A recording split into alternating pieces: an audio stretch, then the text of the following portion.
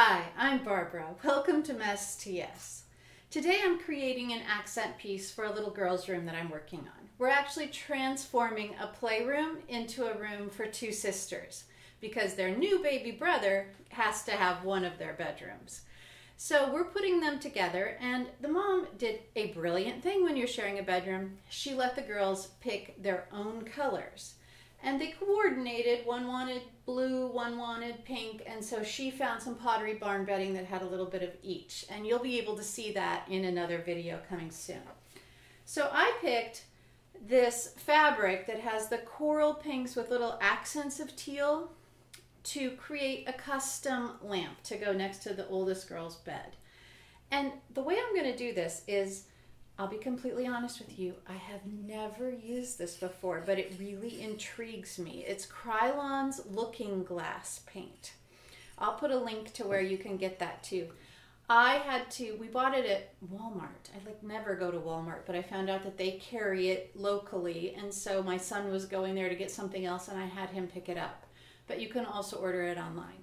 So I'll put some links in the blog. Now don't forget to go over, even if you're subscribed here on YouTube, go over to yesspaces.com/blog. You have to do the /blog because we're rebuilding the rest of the site right now to relaunch it. But over there you'll get the exact product names, the exact items that we used, so that you can put it together yourself, and reminders about measurements, things like that. So subscribe in both places. The secret to using this paint is you need to be able to get at the back side. So you can't just buy any glass lamp or any pottery lamp and spray this onto it. You have to buy one that you can get inside. So this one is open on the bottom. Now it's going to take a little experimentation. I want it to look mottled and kind of like Mercury glass. So I'm going to spray it in lightly, really, really lightly, just testing it because I don't want it to drip. I don't want it to do anything like that.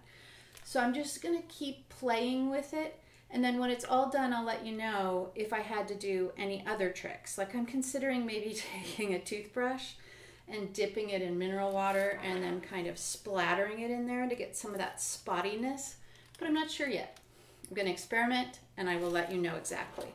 I actually have a leftover pane of glass from another project, and so I think I'm going to experiment on that before I do that. So I'll let you know how that goes. This lamp is fantastic from IKEA because usually they make it so that it only fits with their own lampshade. I'm hoping they're doing this on all their lamps now. I haven't actually seen that. But this one comes with a harp, which is this hardware that holds the lampshade up, and a finial, which is what screws it down into place, so that you could put your own lampshade on there, whatever. Both of these I found in the as-is department, so this was $10 and this was $3. I kind of dig their new little gathered fabric lamp. This with the Mercury glass by itself could be perfectly cute in their bedroom. But this is not a video about how to take IKEA things, put them together, and put them in a space. You can go to IKEA and do that. So what I'm doing is taking the fabric and removing it from the frame, just so I have the perfect frame to fit the lamp. Then I want a little bit of that homemade anthropology look. I want this to look a little worn, and I want this to have some rough, ripped edges. Not purposely distressed, but I don't want cut, sewn, beautiful edges. I actually thought about doing this with ribbons, but the ribbon was $4.98 a yard that I liked. I mean, it could be really beautiful, but $52, and you know, we already have $10, and then I think this might have been $7, something like that. And we have half a yard of fabric, $7.99 a yard, and the lampshade. So I'm not going to do $5 a yard ribbon. I'm going to make my own and make it cool and interesting. So I found the print that I liked. I cut it approximately, and this part again does not need to be exactly the same. 2.5 inches apart, and I rip it. And then I just keep wrapping this lampshade. So as you can see, I started, and I'm going under and over and under and over. So the bottom of this one that I'm just finishing, I cut to just wrap around. And I'm going to start the new one in exactly the same place. And then I just have a needle and thread here. I don't think you should use adhesives on lamps. Well, some of them can be flammable, but I wouldn't think it would actually go up in flames. But definitely never use hot glue because the light bulb will melt the glue and then you'll just have a giant melted mess. So, simple needle and thread. This does not have to be complicated. Pick a color of thread that will disappear into your fabric. So, I'm just using a super sturdy ivory right now for demonstration purposes, but I think you should match your fabric that you're using. Now I'm tacking it just a tiny little tack right there on the corner to get both the end of one and the beginning of the next. Then I'm running it underneath about halfway down the piece to the middle, coming it through and tacking it again. Now this does mean that you will have longer pieces of thread on the inside. But if they match the color of your lampshade and they're at the very bottom edge in a straight, even line, no one's ever going to see them. Then I do it again, right here on the corner. Now, once I've done that, I'm going to wrap this. I'm going to pull it nice and taut. You don't want it to be all droopy on you. I've got a little droopy problem going on here from the one next door. I didn't make it taut enough at the end because I was busy talking to you. Okay. So go up and down. Now at the end, you're going to go back and pull all these little strings off that are from your ripped edges. And you may want to tack them together a little bit in the middle, or even use a little spray adhesive to keep those layers down so that they're not moving around. But for now, we're just getting them all into place. So now I'm going to tack this one.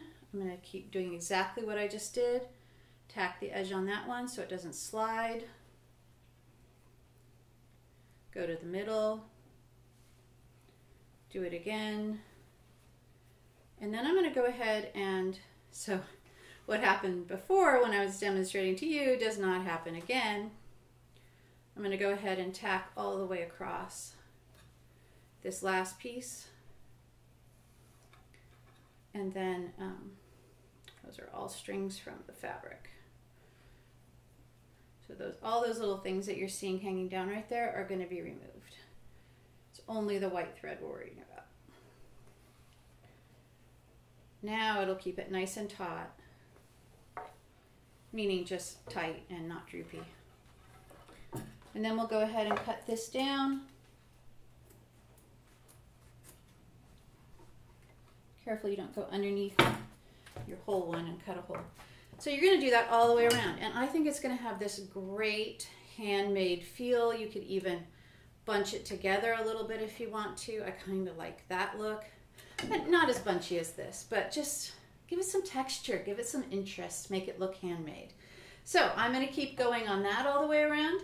And then I'm going to get back to you with the results on our looking glass paint. So I wanted to check in with you on the lamp. I taped off the cord and ended up inverting this back in the box that it came in because I started out by laying it on its side, and I still have, you can see on here somewhere, you may not be able to see it on the camera, but there's kind of like a place where the paint puddled. And since I didn't really need to distress the whole thing, this is better. It'll drip down. Actually, some parts of it actually dripped out of the top. This looking glass paint, thin, miserable, horrible stuff. It's like water. It's worse than water. And it just runs everywhere. But it did give us the shiny look after many, many, many coats. So I put it in here upside down like that. I think you can see it there.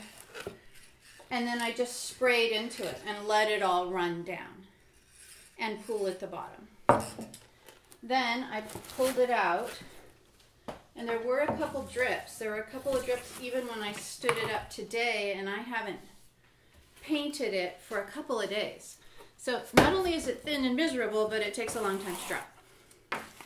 But there were a couple of drips on the outside, and because it's so thin, I was able to just clean them up really easily off the glass with just some nail polish remover. So super easy cleanup. That's the best part. And look, you do get this great Mercury looking lamp. This entire lamp was $10 because I got it in the as-is department at IKEA. One other thing I learned. Shame on you, IKEA. Not every lampshade goes with every lamp. Why they did that? I don't know. Because they make the crazy lampshades that only go with their lamps. So why do they have some lamps that don't go with their lampshades? Don't ask me, but it made me crazy. So this is how I figured out that you can make their standard lampshade work. Pop out the plastic. I bent out these metal pieces for the heart. And then I'm taking my shade. Here it is. We have completely finished wrapping it. And I will tell you how I finished that in just a minute. I'm going to set this down on there, and then I'm going to bend those metal prongs back in so it stays nicely in place. It's not a perfect solution. Make sure you have the right shade to go with the right lamp, but it'll work fine. And don't forget our original cover. This actually would be really fantastic in a master bedroom or a living room space. We happen to be doing it for a little girl, but that silver on silver looks fantastic. They both have a slightly gray-blue undertone. Loving that. So here is how I finished this. I continued to go all the way around and do just a tack with my needle and thread every inch all the way around. You will get to one part where your two outside edges are going to meet, and you have to have a complete piece that comes over and then comes over on the inside, and I folded it under and tacked it in place right here. And make sure that you're not just looking at it from the outside. Actually flip over and make sure that you're covering, you don't have any backside of your fabric showing, because the inside of a lamp always does show. Even if people think it doesn't, it does. So we are going to take this over to Hannah and Ella's room and check it out with their new fabric. I'm also going to be making them some initial pillows that'll go with this in a coordinating fabric on another video. Check that one out.